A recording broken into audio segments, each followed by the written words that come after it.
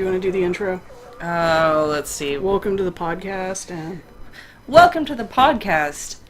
And this, my friends, is art, I swear. Today's podcast is going to be on the manners in a gallery. by the way, that's Katie Gibbs, And that's Vanessa. Van Alstyne. I'm not telling. Like Frankenstein. I thought it was Frankenstein. That's my cat. It's Frankenstein. Frankenstein, it's Van Alstyne. That's how I tell people. I'm like, Van Alstyne, like Frankenstein and Young Frankenstein, and if they get it, they laugh. If not, I get stared at like a goldfish in a bowl. When we're talking about manners, we're talking about in an art gallery or in an art museum, and I'd say these rules can kind of filter over into other kinds of museums.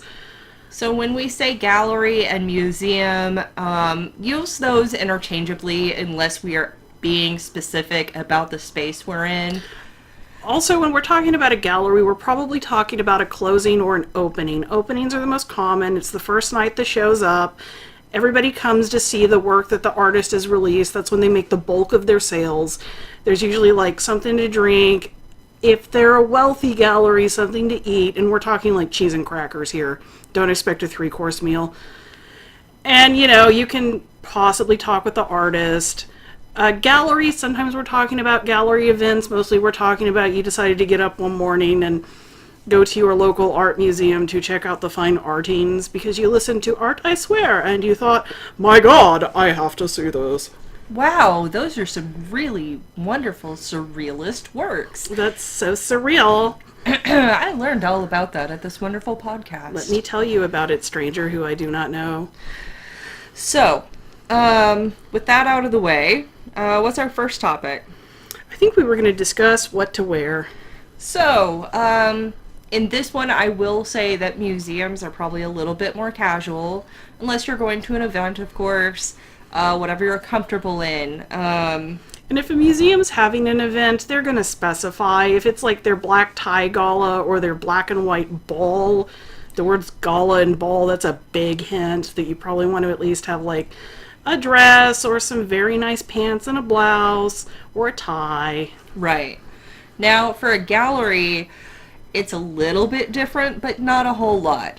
I will say things like, don't go all monochromatic and be a mime or go super indie European hipster trash. Though super indie European hipster trash might describe the artist you will see there, I honestly just usually wore like a nice looking shirt, like a t-shirt most of the time, and like slacks and some tennis shoes.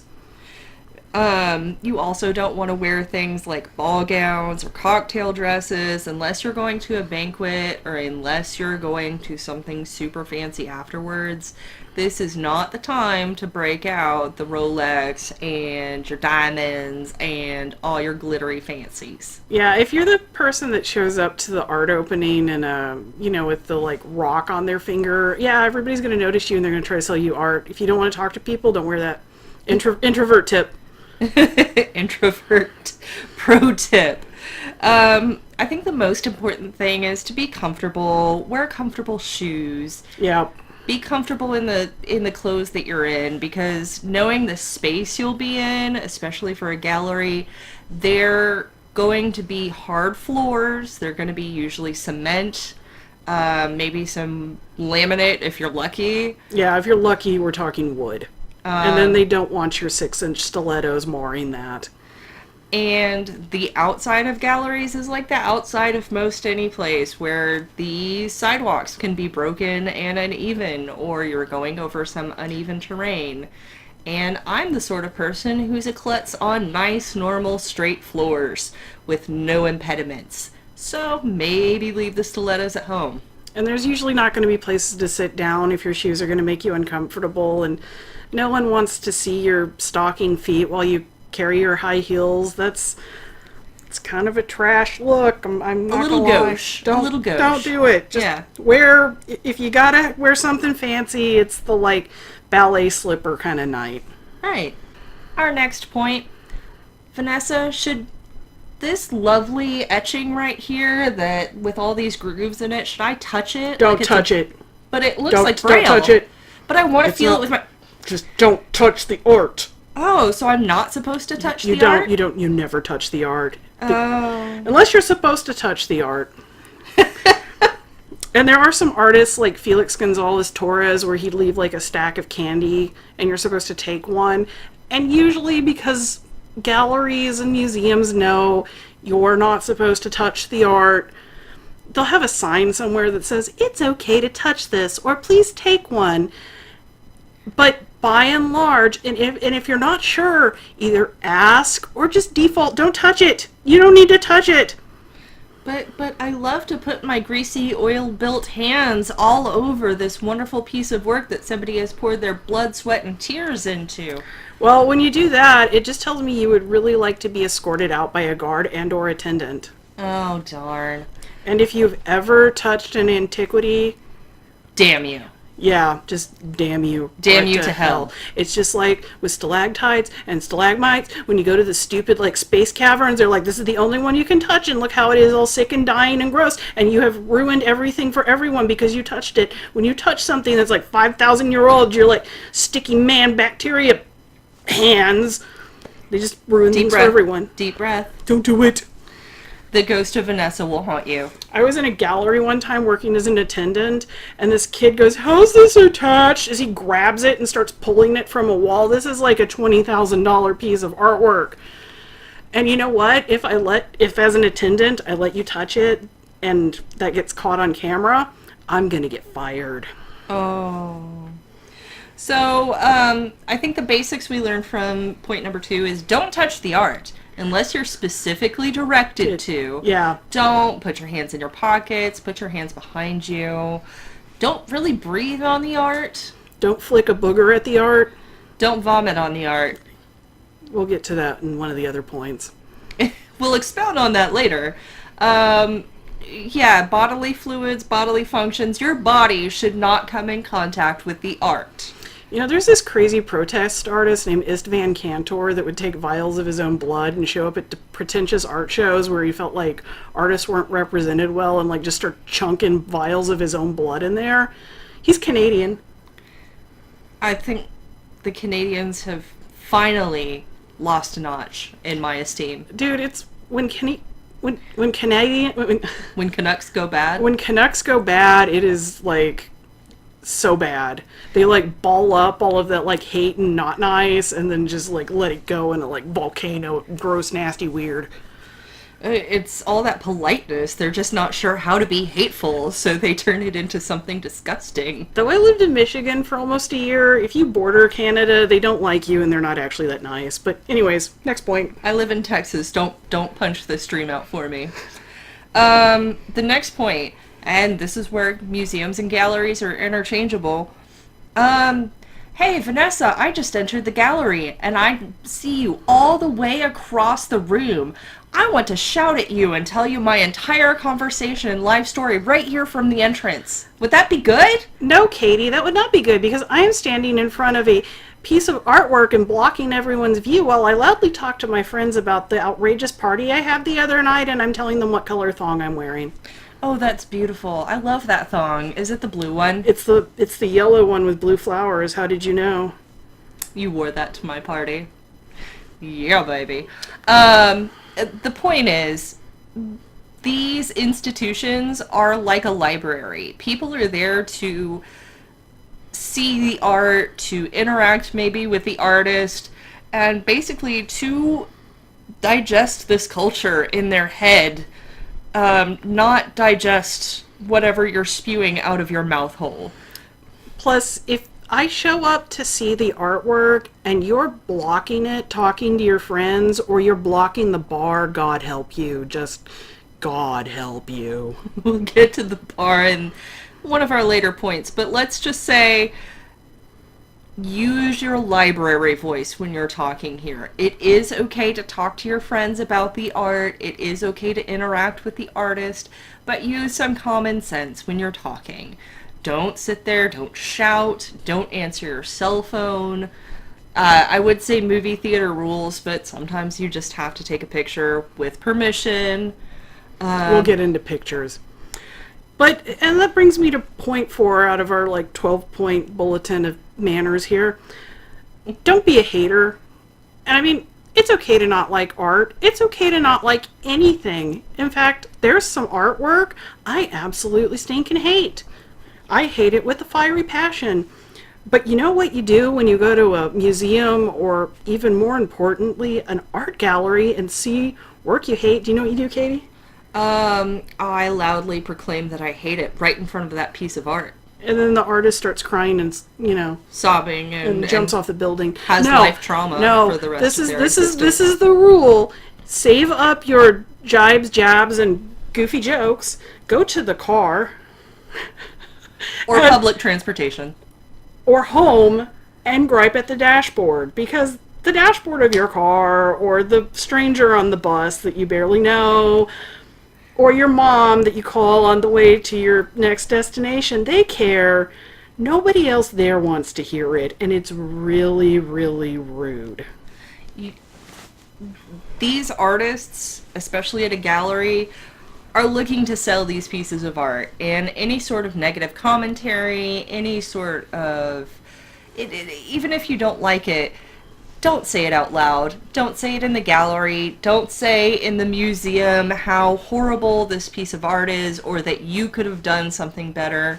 One, if you could do better, do better. Put it in a museum. See how that works. And two, people in a museum are there to enjoy their cultural experience, and they don't need to listen to some little dingleberry who sounds uncultured and unfettered try to sit there and demean what they are enjoying.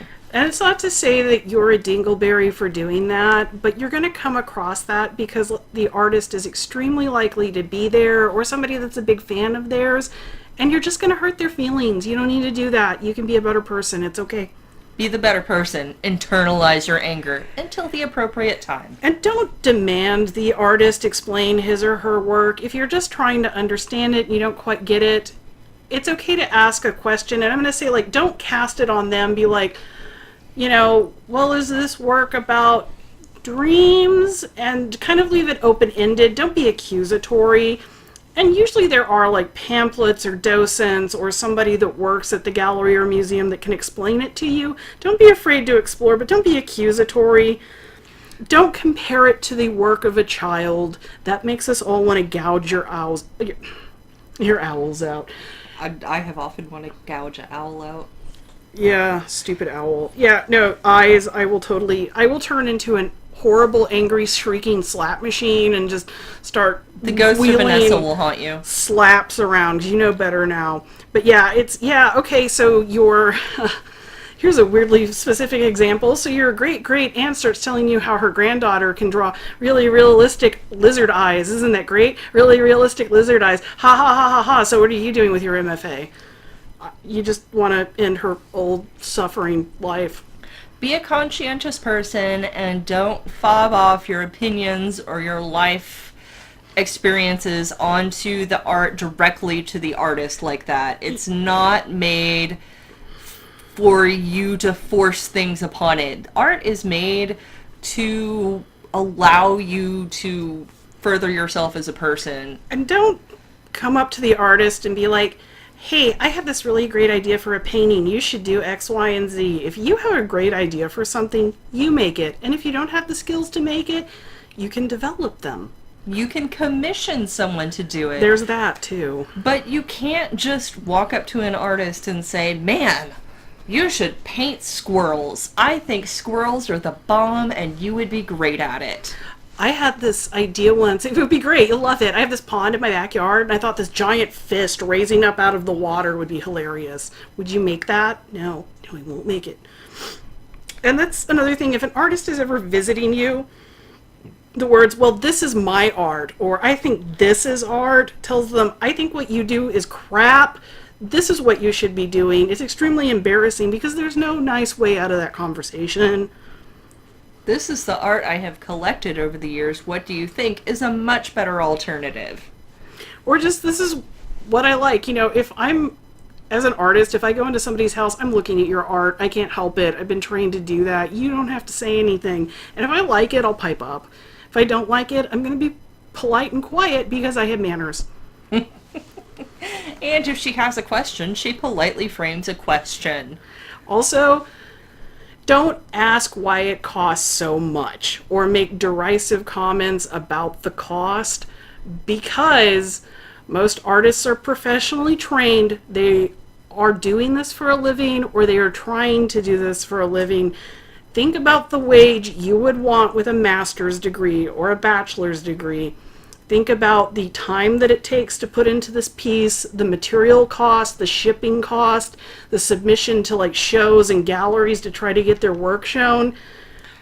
Even the driving costs, the gas to take your artwork to the gallery, and the time that it took to transport it, that's all factored in when an artist puts a price on a piece. And if you think that's unfair, well, I hate to tell you this, but that's factored into everything you buy from any retail establishment on earth, whether online or in person. So basically what you need to do is look at this as a good that you could buy for your house. And if you don't like it or you don't like the price, don't buy it. But don't say it out loud. That's not good for anybody involved. It makes you look cheap. It upsets the artist, and it upsets the gallery. And if you don't like the way capitalism is run, can I suggest becoming a commie pinko bastard and not bothering artists?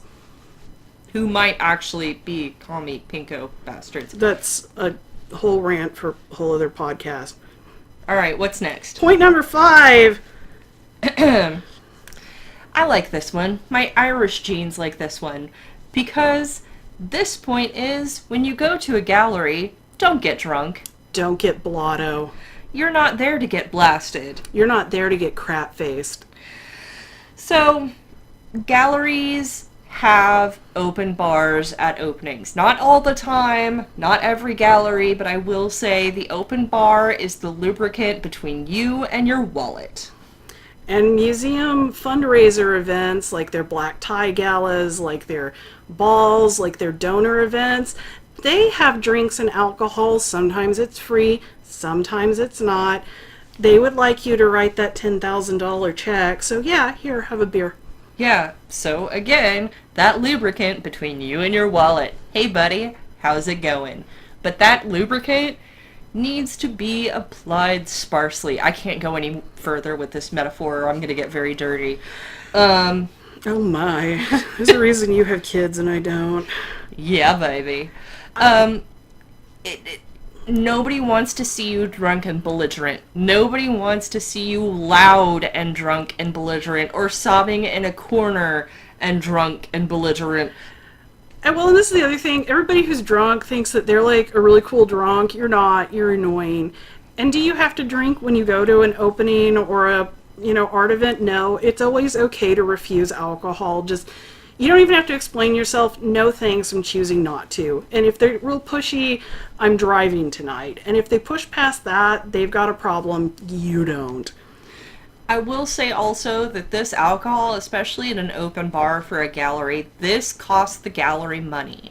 This goes into their overhead, and you're taking away their overhead, and that's less money for less showings, less artists can appear there. This is a cultural institution that I don't want to see die out because a bunch of lushes, my own family involved, has decided to abuse this. I know that any sane barback or bartender will cut you off if you've had too much, but let's be honest, just be conscientious of where you're at. And that reminds me, sometimes these guys are teabags, sometimes they're not. Don't ask. Still, if they're serving you drinks, tip them. Even if you can only throw like 50 cents in the jar, it usually goes back to the gallery, or that's the only way the alcohol person is getting paid. Don't be cheap. And if you can't afford to drink, they usually have water on hand. That's okay. Water is fine. It's good for you. Yeah. Alright, what's next? 0.6 out of 12, so we're halfway there. And this is one that Katie's going to have fun spearheading. Well-behaved children are okay. I will preface this by saying know what you're getting into. With an art gallery and with a museum, they're going to have some very liberal topics. They're going to have some very liberal uses of human anatomy. You're going to see asses, and you're going to see vaginas, and you're going to see penises, and you're going to see titties. Oh, that said, if you are okay with your child seeing these parts of the anatomy and you have explained to them in a nice, normal adult way, I'm sure, of what these things are, then, and your child is well behaved and can understand rational thought, I crack myself up, then they are okay to go to a museum or a gallery. Also, if you cannot handle looking at a penis, in fact, if the word penis is making you giggle like a little... that, if you're acting like Katie, don't go.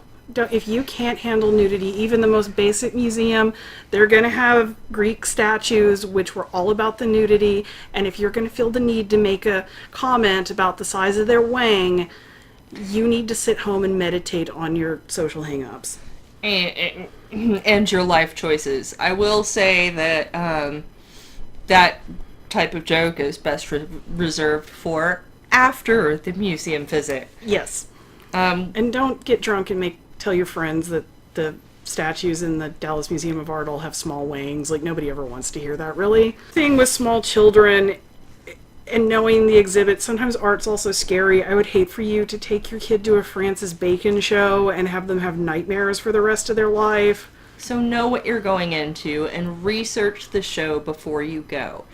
The other thing is museums often have like a kids room or an area where children can experience the art. And sometimes, if you're like the Dallas Museum of Art, they have little interactive things for the kids to do so that they can get more tactile with the art, so that they can experience the art in their own way. And that's cool, and that's great, and I love it, but that is not a babysitting place for your children. Yeah. They are not paid to watch your children while you walk off and go enjoy the art. They are there to make sure that the supplies are still filled, that your children understand what the experience is, and that's it. They are not paid babysitters. These are not CPR certified people. These are not, background check to make sure that they are okay to be around your children. So don't leave your children there and walk off expecting that little Timmy or little Susie will be totally fine in the hands of your museum children's area supervisor, because that's not their job. I feel like you should know your child well enough too to know they're not going to climb on art, they're not going to touch things without permission, they're not going to say like rude, loud things that's going to just embarrass everybody. They're not going to run into random strangers, they're not going to trip everybody up, and then they're not going to demand to sit on your shoulders the whole time, thus getting you kicked out of the Kimball Museum of Art. Not that I would know anything about that. And that's the other thing. If your kid's under 10 or you have a newborn, judge it. Maybe if the show's going on during bedtime, think twice. And I know sometimes you have this little bitty baby that really doesn't do much except for poop and scream, and you just want to go out and spend some time about other adults. Most artists have children and they're sympathetic to that. So if your baby just starts throwing a tantrum in the middle of the show, go to the bathroom, go outside. Anybody that throws you shade is just a jerk. Ignore them. Calm your kid down, and if they're just not going to chill out, time to go home. But if they calm down and you come back in, you might be surprised how many artists are actually really sympathetic to that.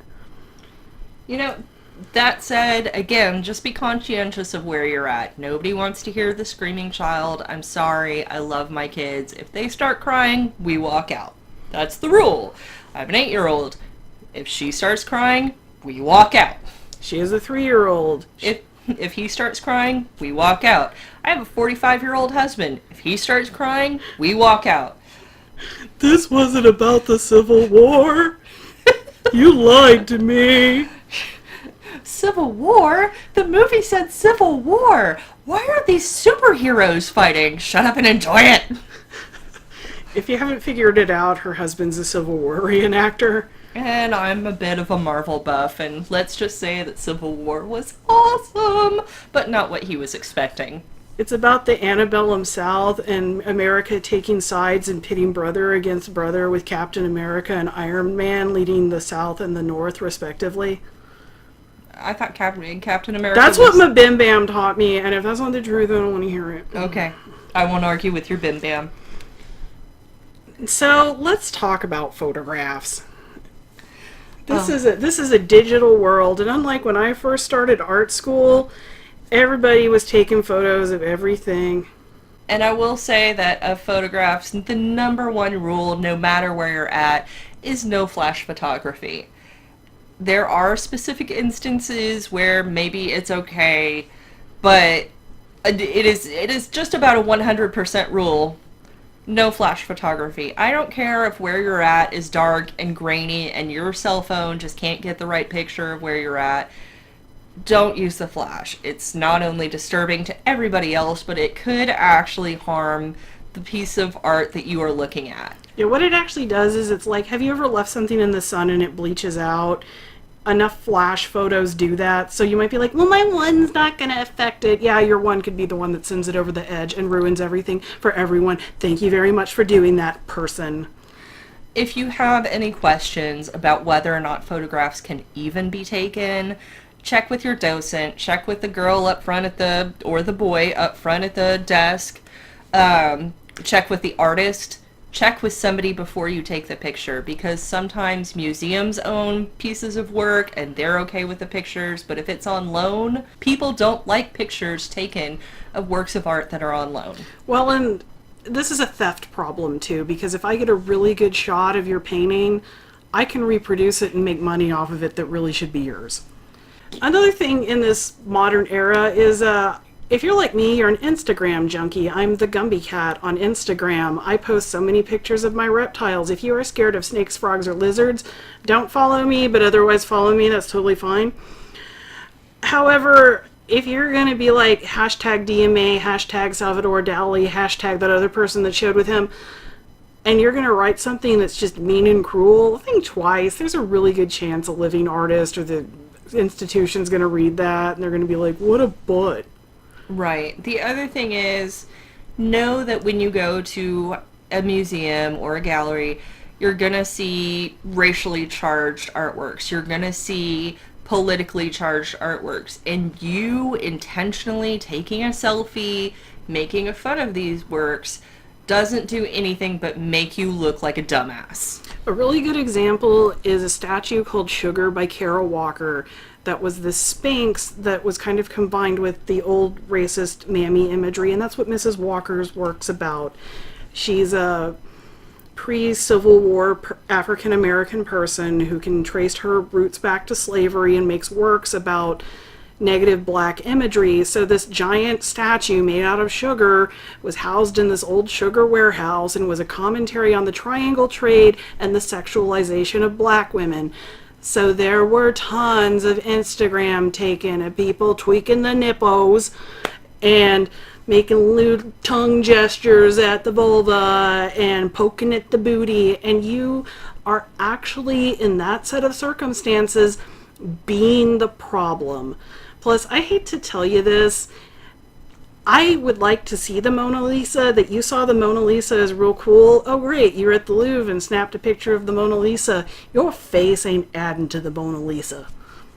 Nobody's face is adding to the Mona Lisa. I don't even think her face adds to the Mona Lisa, but that's a whole other podcast. Again, fair. So yeah, don't just... It is college frat boy mentality to do something like that, and it demeans you, and it demeans this work of art that somebody has actually poured their heart and their soul into creating, and a lot of people actually sit there and back that up as a cultural tradition, and you're sitting there tweaking the nipples. Hashtag not all frat boys. Now, another thing I'm going to say about going to a art opening, read the room.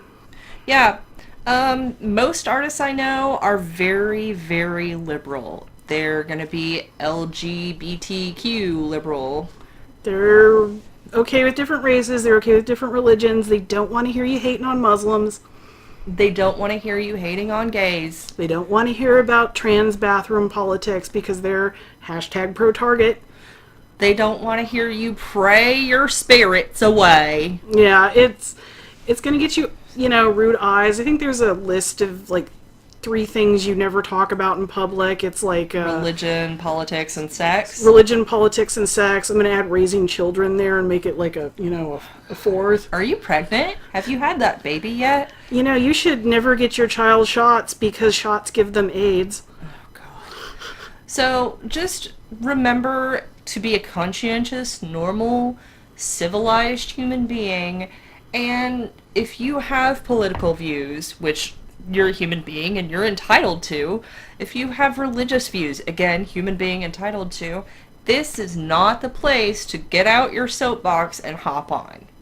This is not the place to start an argument about religion and politics unless that work of art is specifically garnered to create that kind of conversation. And I don't want you to think that you're going to make the artist cry, especially if it's a political art show. You might be surprised by how mean some of these people can be. If you're there being polite and nice and having a genuinely appropriately good time, you're going to be supported, but like brings like. I'm just saying. You're going to get shade. And that's what's going to happen, and your feelings will get hurt, and sadness will be had. There will be pulling of hair and gnashing of teeth, and you just don't need that nonsense. Or a parking lot fist fight. I'm not saying those have ever not happened or whatever. How's that black eye? It's made out of meat. All right, when you're leaving the gallery, one thing I'm going to throw in here real quick, leave your email address. A lot of these are public venues that have some kind of public funding, especially museums. And so they want to keep a crowd count of who's showing up to what, because when they qualify for those public grants and etc., having a head count is going to influence it. Part of that is their email list. That's also how you're going to find out about the fun things that are going on in your area. And you know what? If you want to show support, this is an easy, cheap way to do it. If you really are the broke college student, if anything else, just leave your email address. And then afterwards, if you don't want them spamming you with stuff, unsubscribe. It's really that easy. It's the click of a button. And that's another thing, and this was point number 12, but we got like one more to do. If you're showing up to support your friends, show up, compliment them, smile, pat them on the back. You don't have to stay forever. Stay as long as you're comfortable and take off. If you can't go, share the event or links, like let other people know. It's like the minimum you can do. It takes 5 seconds. And it's just showing some social media conscientiousness and support for your friend who really needs it. Because if you're listening to this podcast, you probably have artist friends, you're probably an artist yourself, or you've heard of art being a human being. The last point that we have for today, and I hope we've hit 12 points, I think we have, is really the whole experience is to have fun. It's to broaden your mind, it's to embrace culture, it could be somebody else's culture, it could be your own culture. It is to understand a different period of history. It is basically there for your edification and for your enjoyment. So please go and please have fun at a gallery, at a museum. Don't be afraid to go. Don't let you going alone keep you from going to a museum. And if you show up and they're on top of like a raised dais of stairs in front of two gently lit from a storm windows, in the middle of the Dallas Museum of Art sits a Constantine Brancusi that's this well-carved marble egg on this smooth reflective surface that's round, and it's about the nature of the universe and man being the sweet sleeping being in the middle of it. And your eyes tear up and you begin to sob like a freak, and all of the guards kind of start to hover around you because they worried you're gonna like go crazy mad and try to surf it through the streets of Dallas. That's okay. They won't kick you out if you don't touch it or spit in its direction or just apologize and say I was really moved, because you're probably not the first crying lunatic that's been there. That's awfully specific. I don't know who that would have ever happened to. But Katie, what if I do something really stupid that's, beyond crying, like have a bucket of paint bust open on a gallery door and then bust my transmission open in the parking lot and leave a brown streak of fluid? Well, I would start by possibly apologizing. You'd be surprised how far an I'm sorry will go to the right people. The second thing you could do, if you have the money and this is a gallery, purchase something from the gallery. Or donate, or just buy something from the gift shop. Right. It's buy an I'm sorry $20 t-shirt that you'll wear for the next couple of years to promote the gallery because they had to pay somebody to power wash the cement And twice. we'll also be promoting the gallery every time you wear it, and you'll be wearing your badge of shame as a badge of honor. That's beautiful. So I have some questions from social media. I'm going to ask you the first one, which is from Rochelle. How much do docents know about art? Are they just artsy volunteers, or are they trained to answer questions about the exhibits, or what? Well, Rochelle, I will say that yes to all. They are artsy volunteers. These are usually people who have retired, who want to volunteer in their community. Sometimes it's an art student.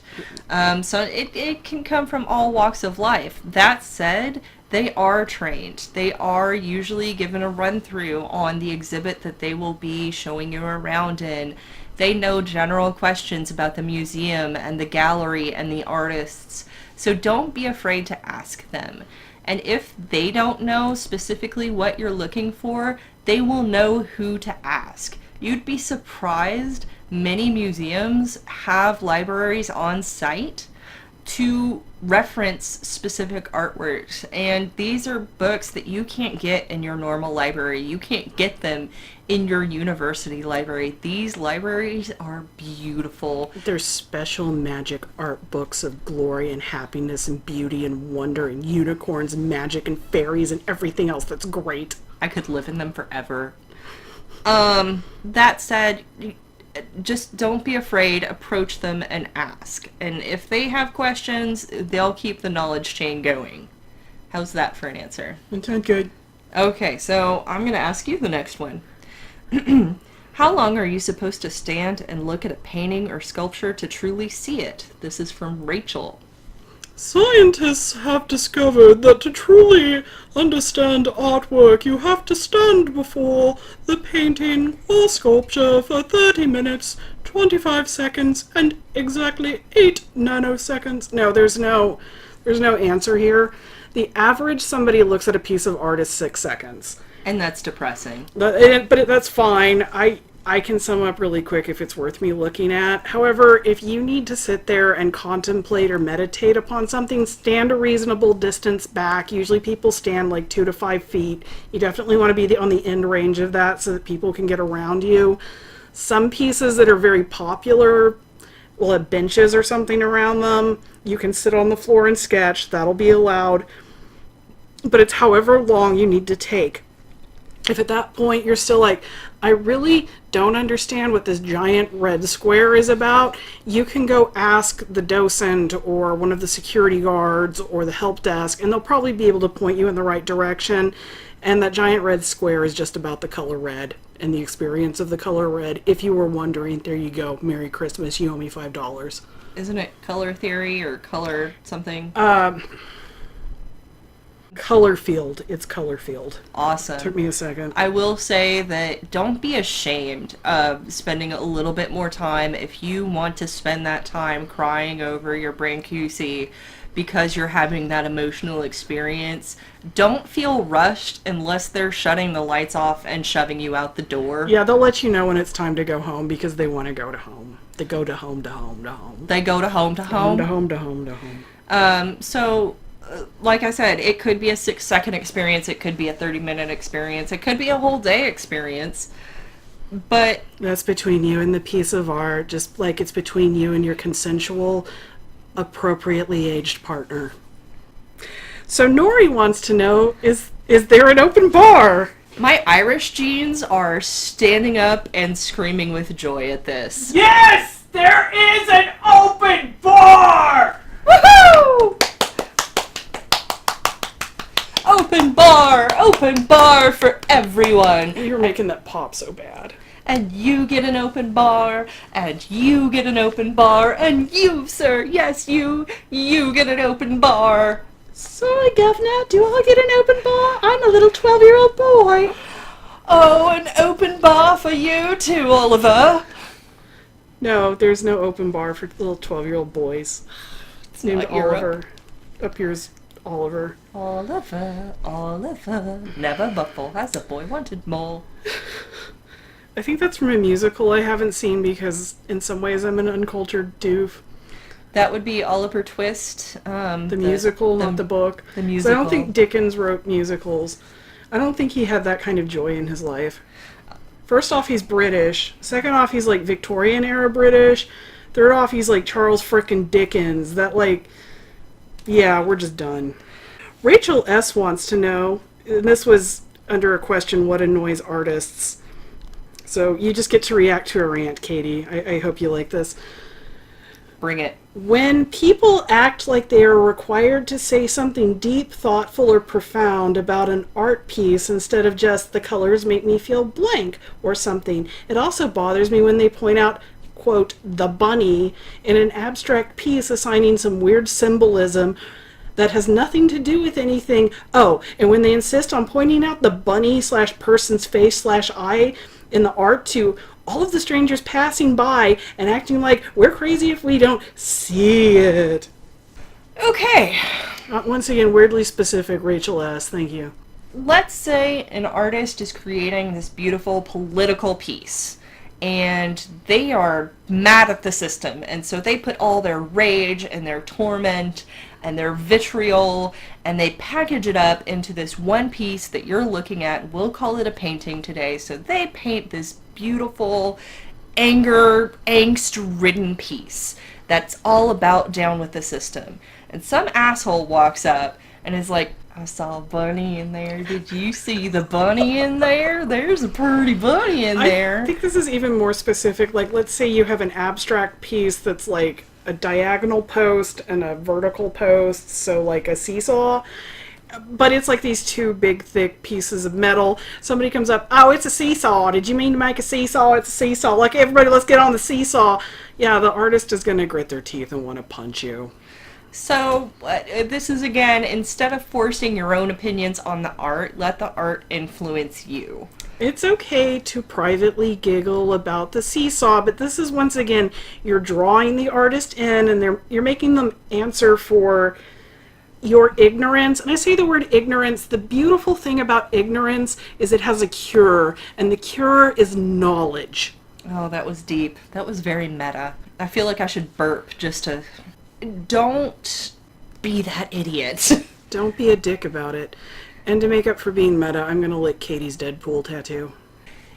I will say that if you see a bunny in the picture and you're like, hey, is that a bunny in the picture? And the artist is like, no, I painted this because of angst and guilt and drop it. You're done. Yeah, you're done. Your question has been answered and you are out. And the other thing is, psychologically, human beings are most likely to see faces of other human beings in nothing. So if you're looking at an abstract piece or TV static or contrails up in the sky, you conspiracy theory nut job. Chemtrails, I love it. Thank you for the chemtrail reference. You're welcome.